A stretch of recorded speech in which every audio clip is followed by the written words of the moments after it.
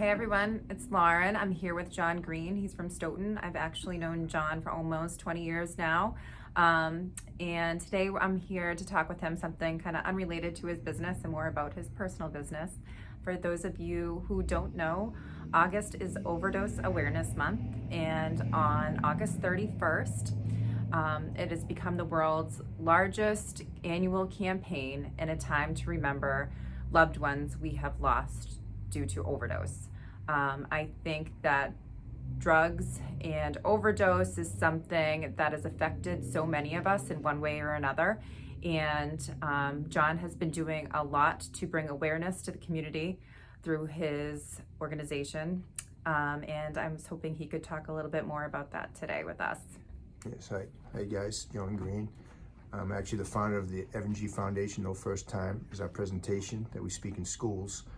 And we believe it's called like unspoken peer pressure. Education at an early age will help kids that as they're growing up into this new millennium to educate them and educate their parents as well.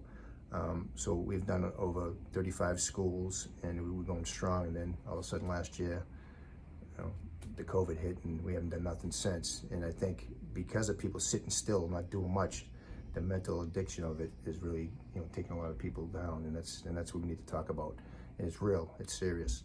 I guess we lost over 95,000 overdoses this year. Wow. Yeah, that's crazy. Crazy. So again, we have to kind of, speak to parents, speak to our young kids, and don't ever think it's not your kid, because it could be. You know what I mean? That's the difference of things, of talking about things and kind of getting it out there. Let's take out the shame and stigma of it, and that's very important. This is bigger than everyone. Yeah, so we need to always, talk about I think it's still something that's kind of pushed under the rug, something that people don't want to talk about and hope it just goes away, and it's not something that's going away. Major stigma, and that's the thing. And people go, okay, and I know some people that have lost their kids and they don't want to talk about it, and they say, oh, it's a heart attack or something like that, and that's not the case. It's like, let's talk about it. Let's save the next person, and let's get these kids educated young. Very important. Like you said, they have like Overdose Awareness is this coming up 31st, and I know they have at Massasoit Community College in Brockton. They have a big vigil there, and that's one of the first vigils I've been to. And they had my son's picture up there and all. And my sister just lost her son last year, and she don't know how to handle it. So I said, if you want to put a picture in there and show up, and she's like, I don't think I can handle that. She don't know if she can handle seeing a picture of it. But I know it hurt, but it helped me. I met a lot of great people. And seeing how many people are going through this together and have been through it too. It does help. It does help to kind of see somebody that your pain, and she's like, I can't believe that no one cares. It's like, Sherry, it's not about they don't care, just they don't know. And if it's not you, it's not you're not thinking of it. We now have to think of it. Right. And I see so many people, like I said, so many friends of mine. Lost my nephew last year, my godson. Lost my son 7 years ago at the age of 19. Just by unspoken peer pressure, what we talk about. At 15 years old, hanging out with his friends, taking a Percocet. At 17, shooting heroin just to try it, and then at 19, gone. And that's how quick it is. It's that fast. It's so no first time you go into schools and you talk to the community about. Yeah, early educational awareness, kind of like unspoken peer pressure. So if your kid is set up in a situation, all of a sudden they're in a bathroom or they're at a party, and this kid's like bring out drugs, and your kid doesn't know how to say no. Like you want to be cool, or you just don't. You want to say no, right? So much fear, and you just try it because you don't know. But nowadays you try that one time, right? And then you're fentanyl. hooked. It could be fentanyl. It could be that one time you're dead. So don't even mess with that. And that's what we got to understand, how serious and dangerous it is. It's scary, and no one gets that. Like, oh, geez, it's. I always thought when my son going through that, was the phase that he was going through, that he's going to get out of it. Smoking weed, hanging with his friends. It's okay. He's going through this phase of being a teenager. Well, nowadays the teenager is very scary. The risk is 10 times higher. With the fentanyl, and it's Percocet. So it's actually a pill. Looks like a Percocet.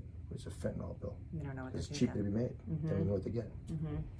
It's scary. Well, I think what you're doing is amazing, and educating kids at a young age is something that I've supported you throughout this whole process. And we know someone who. We do. We actually, John and I have a mutual friend that went through that. He went through the same thing, and it's unfortunate. And I hope that I'm going to share some resources that John has talked to me about in this post.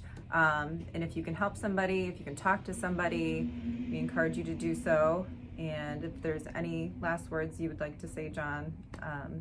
Yeah, I'd just like to say that, you know, if you see something, say something for one. And if you kind of discover, you know, you're thinking about your kid, you're thinking like, I wonder if my son's doing this or my daughter's doing that. And, you know, you have the right to look in their room, you know what I mean? That's your house, that's your room. Tear it up, you know, tear it upside down, look to it. Just don't think, oh, maybe it's not, you know. If you got a gut feeling, go after it. I mean, you may save your son or daughter's future in their life, you know, because it's serious. And some of the resources I have is like Cause North. I have Aftermath Addiction Center, Matt Canham, Pat Cronin, and I also am a recovery coach as well. So I get a lot of messages every day. And my page is www.evangfoundation.org, and you'll see it on my Facebook page is No First Time, and you can kind of just message there, and I get all the messages. And I'll share that in this post as well. And thank you so much, and I hope everybody remembers our loved ones that we have lost due to overdose on August 31st. Thank you. Thank you.